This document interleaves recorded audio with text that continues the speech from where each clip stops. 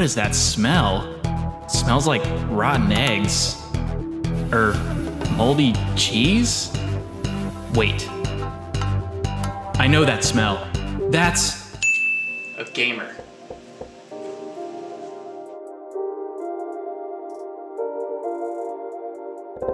Baby, I need you in my life, Please, babe, don't go switching sides. Yo, is that a PS2? You trying to play some Simpsons Hit and Run, my guy?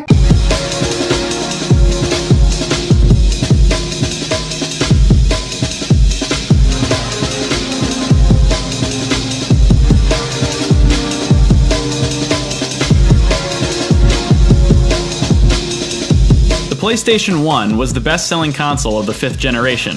They would have to be pretty stupid to not make another. Coming off that successful first attempt, Sony decided now would be the time to bring the PlayStation brand to the next level. The original PlayStation was a good start, but its limitations as an early disc-based console were highly noticeable. If Sony wanted to continue to compete with industry giants Nintendo and Sega, then they were going to have to go big.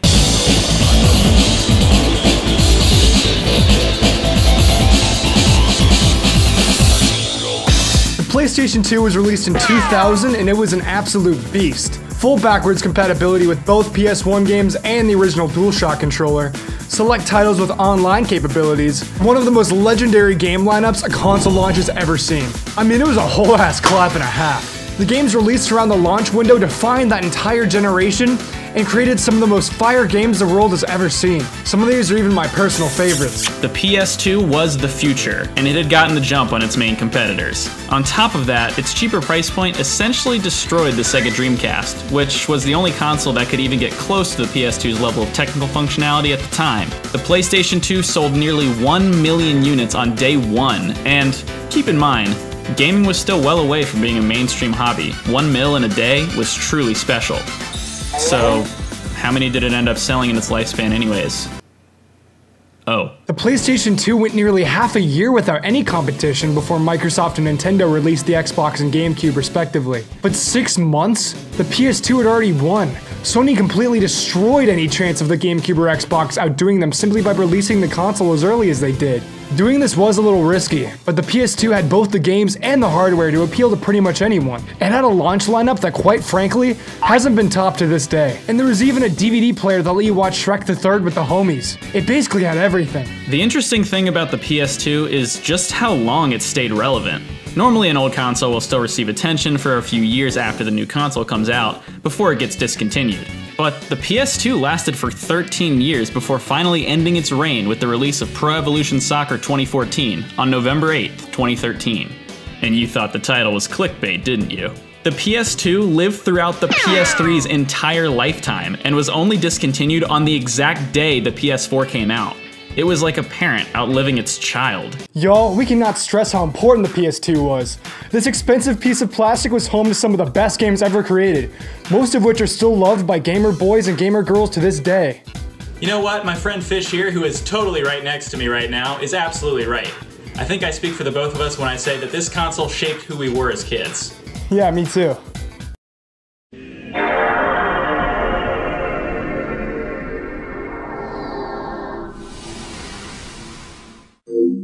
That startup screen will live on forever in my heart. Staring into the spinning dark void of the PS2's intro sequence always captivated me. It was as if I was being pulled into the TV screen itself and transported into the brand new experience that awaited me every time I turned that system on. And then, that familiar sound played. It just doesn't get better than that. This has got to be one of the most iconic system startups of all time. I don't know what it was about that generation, but they were just killing it with those. Just make sure you don't put a broken disc in there. Bruh. I don't like this place. I always loved how the white boxes during the startup changed depending on the amount of save data on your memory card. That little detail, as small as it seems, adds a ton of charm to an already incredible product. And guys, we are just talking about the startup screen right now.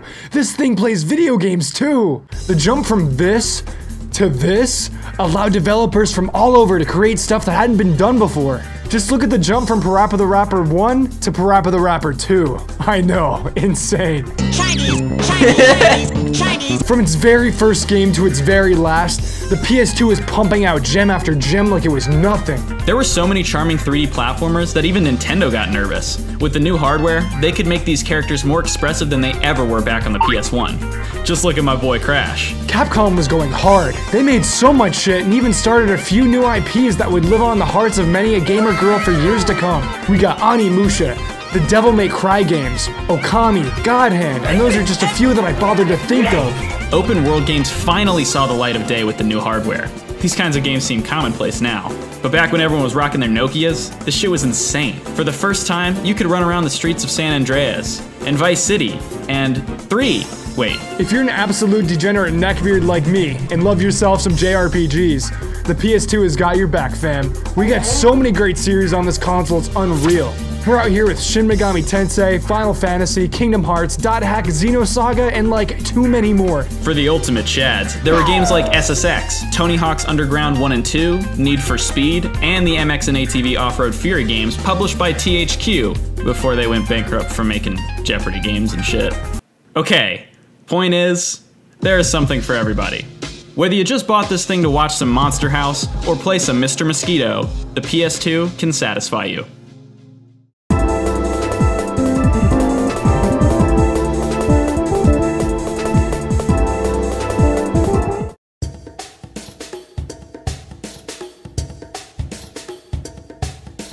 Jak and Daxter, Ratchet and Clank. Two of the best franchises in PlayStation history, and they came out at nearly the same time.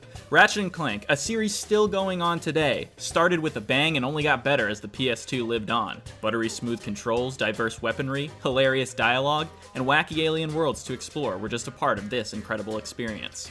Listen, if you can't appreciate a gun that turns enemies into sheep, then I'm really not sure what to tell you. But the one that influenced me the most was the Jak series. I'll never forget the time I spent playing these 3 games. I just couldn't get enough of them. I spent more hours than I probably should have collecting orbs, completing missions, and laughing along to some of the best written dialogue in any game I've ever played. Jak and Daxter was my first video game. It's what drew me into this medium. It was a huge open world with a grand sense of adventure and scale. It seemed as though you could go anywhere and do anything. Just don't swim too far out in the ocean. Enemy spotted. Its ideas were extremely ambitious at the time. This game has no loading screens, not a single one. That just tells you how drastically different the PS1 and PS2 were. That wasn't possible with the PlayStation's limited hardware. But with the PlayStation 2, it seemed as though anything could be done. And Jak 2 and 3 expanded on the universe of the original even more, adding large, claustrophobic cities and a massive open desert. From a technical standpoint, these 2 games were extremely impressive. They were both also really fucking hard. There was a point in time in Jak 2 where I just had to take a break from playing the game after months of attempting one mission. You know the one. But after a while, I was able to come back and conquer my diabolical foe, and eventually go on to complete the game. It was the first really hard game I had ever finished, and I'll never forget that feeling. You know what else I'll never forget? How many damn platformers there were on this console, dude. I mean, this system had everything from brand new properties, to returning fan favorites, to weird, obscure stuff, and even good licensed games. Kung Fu Panda has a 70 out of 100 on Metacritic, if that says anything. On the PS2 alone, you've got the previously mentioned Jak and Ratchet and Clank franchise, right? Now add in stuff like Sly Cooper, Rayman, Ape Escape, Psychonauts, Pac-Man World, Frogger, The Great Quest. Wait, no, not Frogger, The Great Quest. I wish I may, I wish I must find a princess before I bust. Point being, there were a lot of them, but that isn't all. How about a cult classic?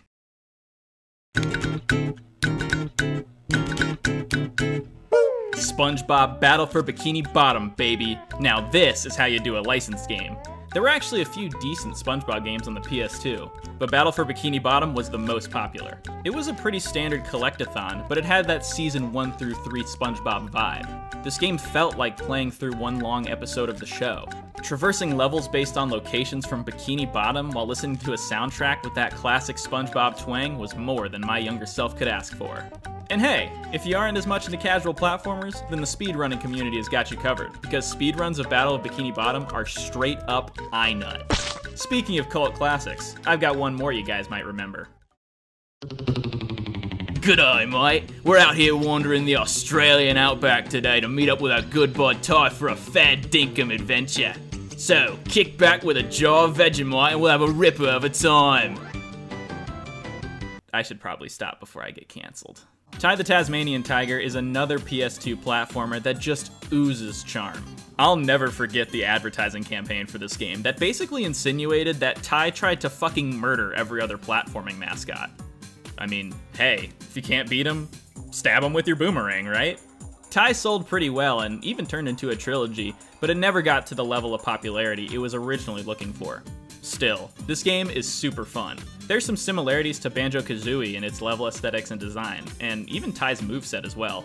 But I'll personally always remember this game for the cutscenes, because they're fucking hilarious. But that's about it for PS2 platformers. I can't think of any more. Nope, not a single one. Especially from two well-loved PS1 franchises.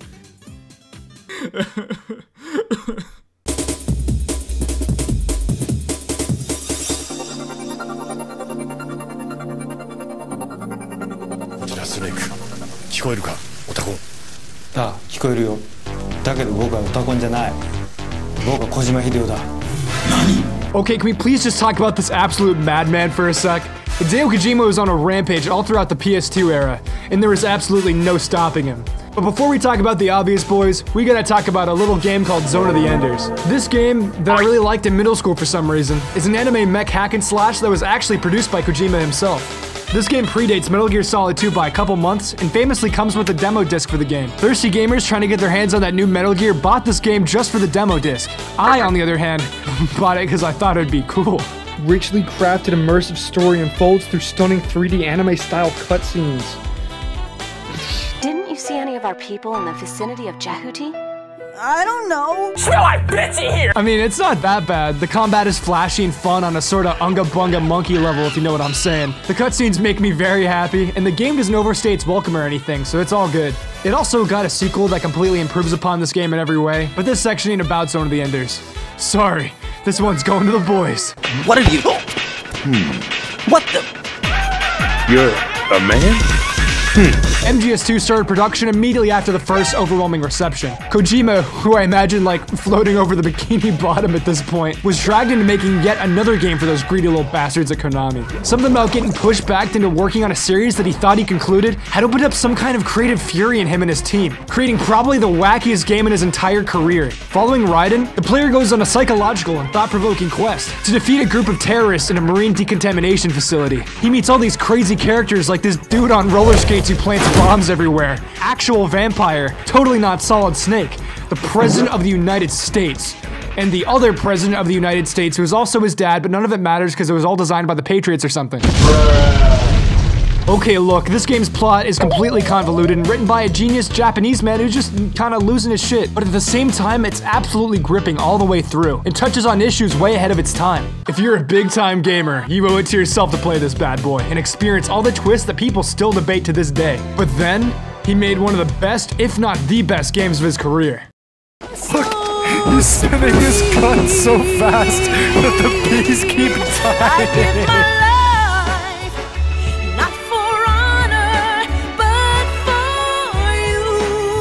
Acting as a prequel to the entire series, you step into the big-ass shoes of Big Boss during the Cold War, dropping into the luscious jungles of the Soviet Union to defeat a bunch of anime communists. This game is a fan favorite and debatably the actual best game in the franchise, with a simple but entertaining as hell plot and stealth gameplay that is leagues above the past two games. Not to mention, these characters are as entertaining and as wacky as they've ever been. While I'm one of those absolute scumbags that likes the convoluted-ass plot of MGS2, even I can recognize that this is worth your time, even if you've never played a Metal Gear game before. It being a prequel means you can jump right in and enjoy the absolute absurdity of this series, that I and many others cry about to this day. Thanks, Kojima. Very cool. This console, bruh, what's it gonna think of next?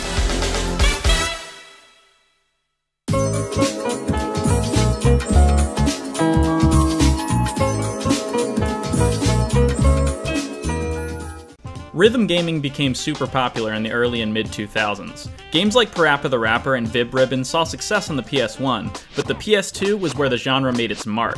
mainly due to the rise of rhythm game peripherals. And the main reason for that was Guitar Hero.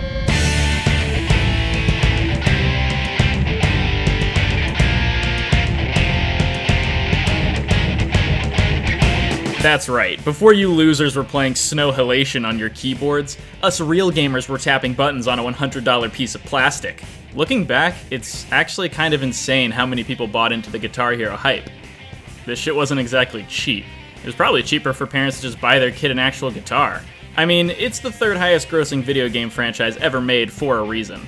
But holy hell was Guitar Hero a success! Guitar Hero 1 and 2 were solid titles, but come on. Everybody knows Guitar Hero 3 Legends of Rock is objectively the best rhythm game ever made. This game was kick fucking ass, and in multiple ways. It had this hilariously stupid story mode where you and your band go from playing in your garage to getting dragged down to the fiery depths of hell and challenging Lucifer himself to a rock-off like in the Tenacious D movie. You start off playing small gigs with your bandmates, Greasy Big Chin, Chewbacca, and Dude Bro Drummer, and eventually you get to battle some of the most legendary rockers of all time.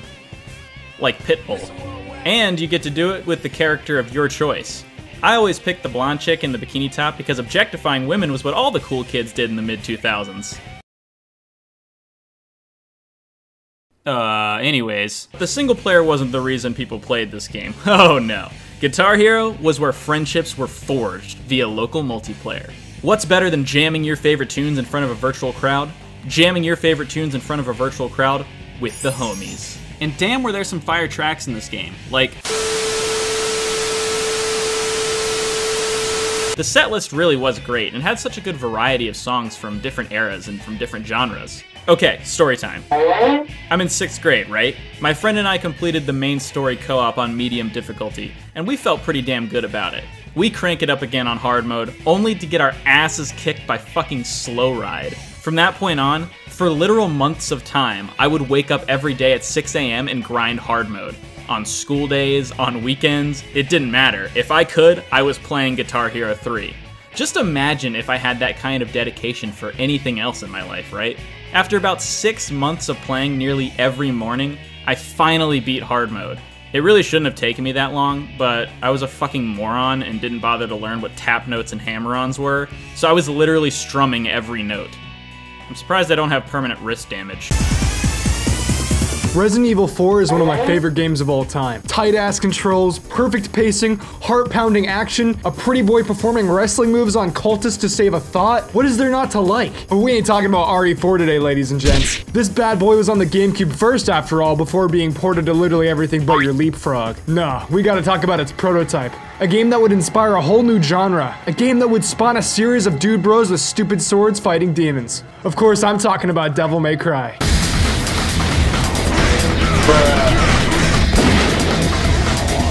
Don't they know I'm busy spoiling myself? Let's rock, baby. Before Hideo Kojima was busy blocking people on Twitter and doing funny skits with Mega 64, he was actually a video game director who helped create games such as the original Resident Evil 2. But when Capcom decided it was time to make RE4, they went through several ideas and directors before landing on the final product. One of these directors being Kamiya. He presented a Resident Evil game completely unlike the others up to this point. Instead of conserving your ammo and survival horroring it up, you would play as Kamiya's really cool original character named Tony. He was, and I quote, an invincible man with skills and an intellect exceeding that of normal people. His superhuman abilities explained with biotechnology. Wow, this guy must be really cool. After deciding that this was a little too far from the established atmosphere of the other RE games, they gave this beast full creative freedom to create his own series. Rebranding as Devil May Cry, it was released along with the PS2's legendary Holiday 2001 lineup to massive acclaim. You play as the half-human, half-demon Dante, who runs a demon bounty hunting business. One day, this chick on a motorcycle wrecks his shop and impales him through the chest for literally no reason, and it's just like, I came here to seek your help. To put an end to the underworld. So for the rest of the game, Dante scoots his pretty little ass to this gothic castle where you fight demons. Pretty dope, I know. The game boasts a combat system more complex and expressive than anything before it. It rewards the player for not only defeating enemies efficiently, but also looking like a badass while doing it with this style meter. Not gonna lie, the gameplay is a little rough around the edges and way too punishing at times, Oh, come on, fam. I can't knock it too much. It literally started the whole hack and slash character action game genre altogether, and for that, it deserves some credit. We wouldn't get absolute masterpieces like Metal Gear Rising: Revengeance and Nier Automata without it. Anyways, the original Devil May Cry did well enough to get a sequel, but without the input of Hideo Kojima. Yeah, that didn't turn out well, guys. Girl, I shouldn't have to tell you why this game is bad. Just look up some other stinky gamer's review. It's probably way better than what I could do. But thankfully, after that tragedy of a sequel, a true hero, Hideaki Itsuno, stepped up to the plate to save the series, creating a third game also on the PS2. Welcome to Wacky Woohoo Pizza Man Adventures, ladies and gentlemen.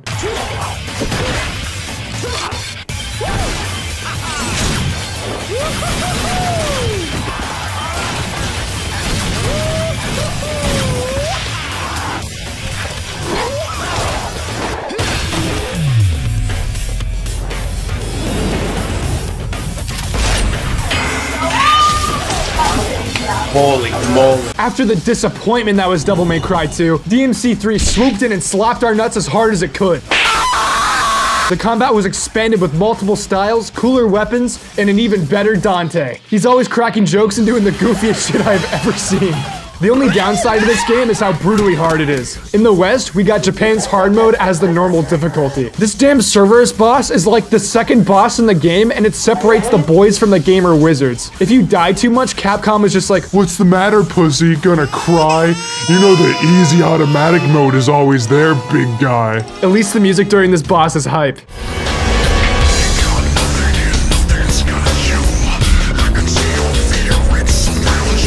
But yeah, difficulty aside, this game is so much fun. And while the other games after this improve upon the formula in my opinion, I'll always hold a soft spot for this bad boy. All the future releases of Devil May Cry 3, including the special edition, fix the jack difficulty so you got no excuse, fam. Or you could play like DMC5 is probably the best one.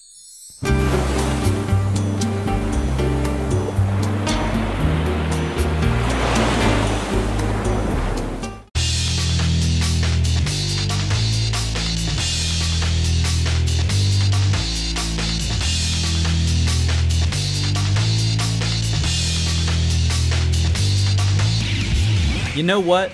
I've always liked sports games. I know that might be an unpopular opinion, but those were the types of games I identified with the most when I was younger. Baseball, basketball, football, golf. Those were what I knew, so I gravitated towards those. Plus, they were games I could play with my dad. On the PS2, that resulted in games like NBA 2K, Madden, and MLB The Show. But I also discovered some games from some more uncommon sports. Those of the extreme variety. Oh my god, he on X Games mode. Skateboarding, BMX, snowboarding, dirt biking, racing. These were sports games that had a bit more gamer charm, if you catch my drift. They were always high speed, high octane action, filled with some of the most blood pumping, heart pounding soundtracks that were all very, very copyrighted. So I won't be playing any of it. Games like Need for Speed and Gran Turismo were a bit more realistic, but still had a ton of features that made them more than just simple driving simulators. Then there were games like SSX and MX Unleashed that really embraced an arcade style of gameplay, sporting crazy tricks and insane courses to race on. But only one man could be the king. And he was about to kickflip right into your heart.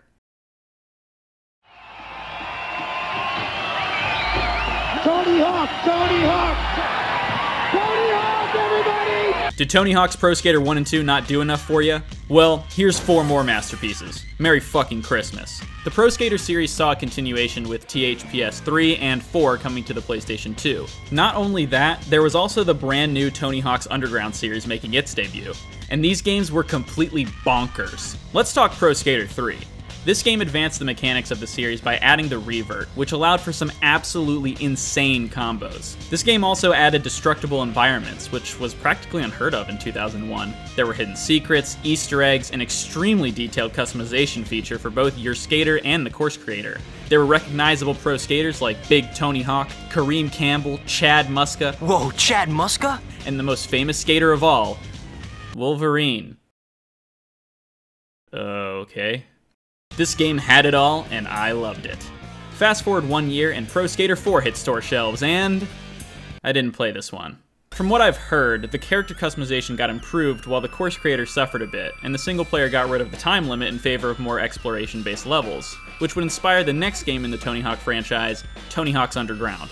The very next year, Jesus Activision, some things never change, do they? Luckily, the series wasn't having any issues with the yearly release schedule at the time because the gameplay mechanics were so solid, all they needed to do was change up the single player mode a bit and introduce some new places to skate around in. And that's exactly what they did with Thug. The single player mode actually has a plot now. You play as your custom skater, and along with your punk-ass friend Bitch Boy, you attempt to climb the ranks and become a professional skater by doing some ridiculous stunts during your journey. Every time things are beginning to look promising, Bitch Boy jumps in to ruin it. You impress professional skater Chad Muska and get invited to his showcase? Bitch Boy only submits his application. You hit a McTwist while jumping rooftop to rooftop over a helicopter? Bitch Boy edits the footage and takes credit for landing the trick. You design your own pro skateboard and go on a team trip to Moscow? Bitch Boy steals a Russian tank while drunk and crashes it, leaving you to take the blame and get arrested by the Russian military, only to get bailed out of Russian prison by the American embassy and have to do odd jobs and favors for the Russian citizen Bitch Boy disturbed to get back home. Sure, all of this stuff might sound incredibly stupid, and it is, but that's what I love about this game. It never takes itself too seriously, and quite frankly, it shouldn't have to. And lastly, there was Thug 2, which I barely played. All I remember about it was that you get kidnapped by pro skaters at some point in the story, and they like almost kill you, I think? But apparently it's pretty good. Yeet.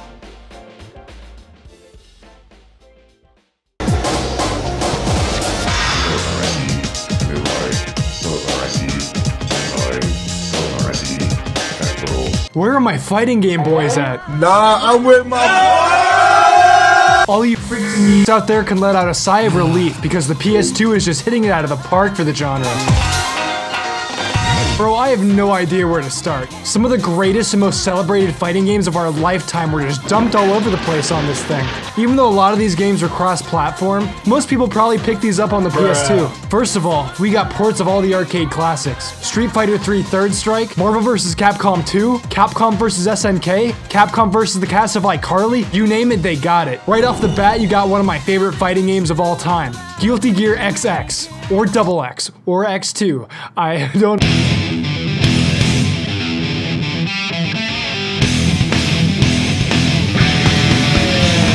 This game right here was bigger, better, and sweatier than any other Guilty Gear released up to that point, which is like 2. Guilty Gear X on the Dreamcast was good, but this beast is what truly got me into fighting games, and I've smelled like shit ever since. The combat is so fast and furious. You got air dashes, crazy ass special moves, and a massive roster of some of the wackiest characters of all time. Who wouldn't want to be chilling in a room with my boys Faust and Bridget? Homie, have you seen the tournaments for this game? Look at them go! Oh my god! Goes for the early dust!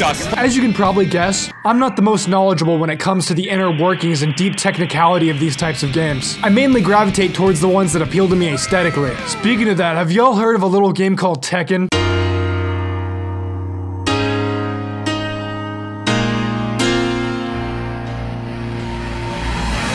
There's 3 whole-ass whopping Tekken games on the PS2. Tekken Tag Tournament, Tekken 4, and Tekken 5. Let me tell you, I have some crazy good memories of playing Tekken 5 with my friends before my copy of the game died. Tekken's gameplay can seem so archaic at first, but slowly but surely it turns into this addicting experience that you and your homies cannot put down. Rather than learning walls of button commands, while you still can do that, Tekken is more based on getting a feel for the game, mastering that flow and juggling your opponent like the little bitch they are. Everything is made so much more satisfying with those crunchy ass sound effects.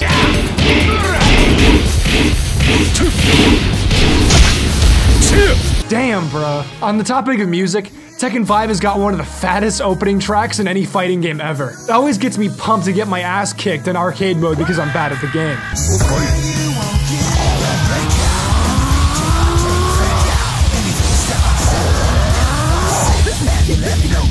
Speaking of that, one of my favorite things about this console generation that we don't get much now are the openings. Everywhere you look on the PS2, there's stylish J-pop intros with stupid early 2000s character models. And I know what you're thinking. Who cares about the opening to a video game? You buy them to play the video game, right? I mean, true. But they really do so much to suck the player into a game's world. Think of games like Persona, the Digital Devil Saga duology, Guilty Gear XX, Silent Hill. It's hard for me not to think about them without these stylish ass intros coming into my head. Stylish like Kingdom Hearts? Yes, Trey, like Kingdom Hearts. Bruh.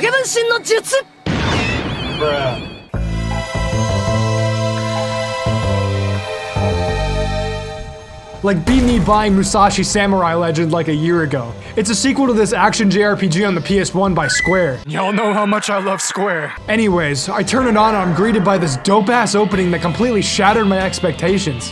I bought this thing for like $3 just because I thought it would be funny, but I was just blown away. It looked eerily similar to one of my favorite shows, Fooly Cooly, so I did some good old-fashioned research. So as it turns out, Hiroyuki Imaishi, literally my favorite animation director on the planet, and creator of such bangers like Gurren Lagann, Kill la Kill, and =𝕝, that guy directed the opening to a game that I just kind of picked up one day by chance. Video games are pretty cool, not gonna lie. I mean, yeah, the actual game is okay, but, you know, that's not really important right now. While we still have game openings today, especially with JRPGs, it's not as much as I would like. They're more like a commodity now. Yep. They don't make anime openings like they used to, Bobby. So are you Chinese or Japanese?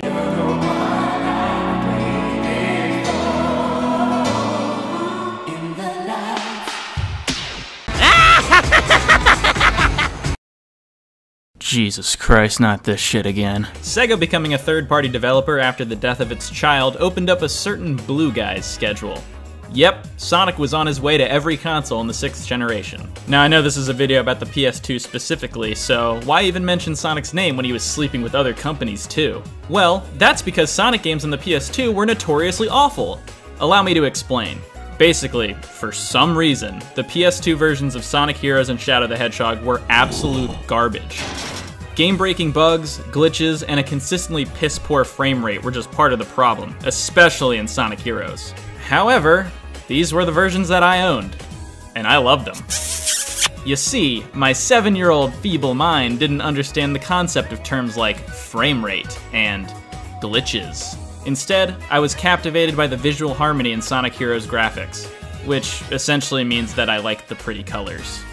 And I still do, to be fair. From the amazing beaches of Seaside Hill to the bright lights of Casino Park, the environments of Sonic Heroes levels were distinct and beautiful. Is it fun to tumble around a pinball board like an idiot while staring at a pixelated mess of colors at 12 frames per second? Not really. But I certainly didn't care back then. I just enjoyed being able to play as some of my favorite Sonic characters. Shadow the Hedgehog was less impactful to my younger self, mainly because I had already seen a franchise I liked make the move from E to everyone to T for teen, and it did so with far less awkwardness. Where's that damn fourth chaos? There was also Sonic Riders, a hoverboard racing title that was actually fucking impossible to pick up and play, because it was just too damn complicated. But again, this is another game with an impressive visual style. This time, it was more of a shonen anime aesthetic, seen clearly in the game's kick-ass opening sequence. This animation quality for a 2005 spin-off game was pretty damn impressive, and it's definitely where all the budget went because the rest of the game fucking sucks. As it were, Sonic's reign on the PS2 was pretty underwhelming, but these games certainly left an impact on me. For better or for worse.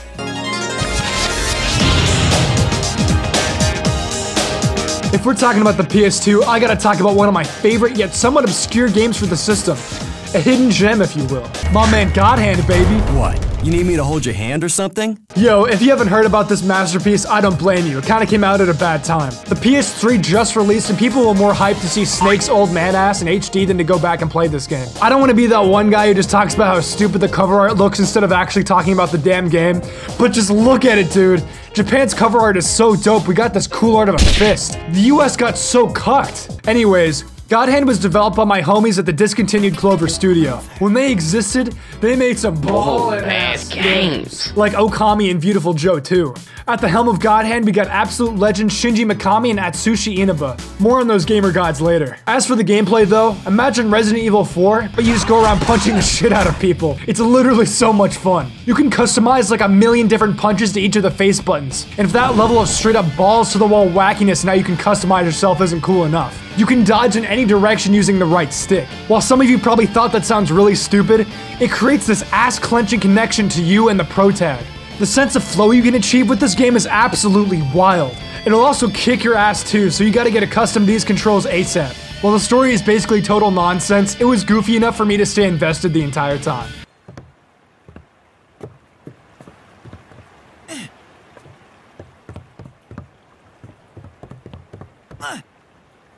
I mean, all that is good and all, but I gotta see what IGN says about this game. I can't come to an opinion myself about anything after all. I need some qualified super gamers to tell me how to feel.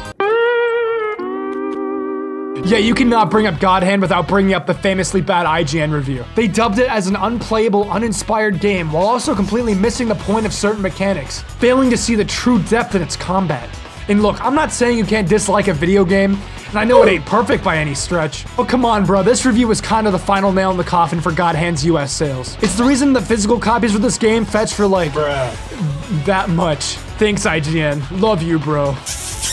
But yeah, point is, God Hand is pretty dope, and if you like action games, you gotta give it a try. This story even has a happy ending. Remember our boy Atsushi Inaba? After Clover Studio got discontinued due to poor sales, this cool guy took his employees and founded Platinum Games, which is literally one of my favorite companies. I mean, hey, this video ain't about you. But honestly, it's so inspiring to see Atsushi Inaba and his merry men rise from the ashes to create Bayonetta. God power keeps my pimp hand strong. It's games like God Hand and the stories behind them that speak to my heart. It makes me remember why I care about these stupid-ass video games so much. The PS2 is so near and dear to me and my buddy Trey.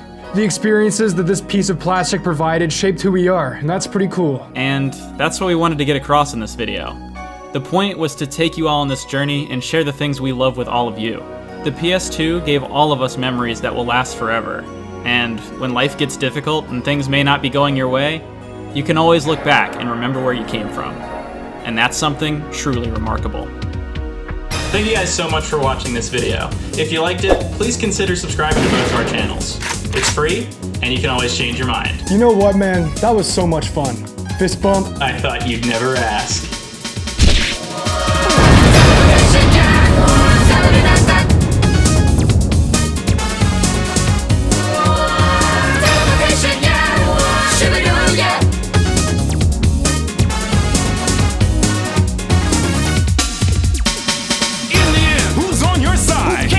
In the middle of the night, where will you be? If you can't find you, there's no place to go. Nothing to do. If you gotta do something, you gotta do something. Believe in yourself. Yourself. Yourself. Hey! Extraordinary things can happen if you be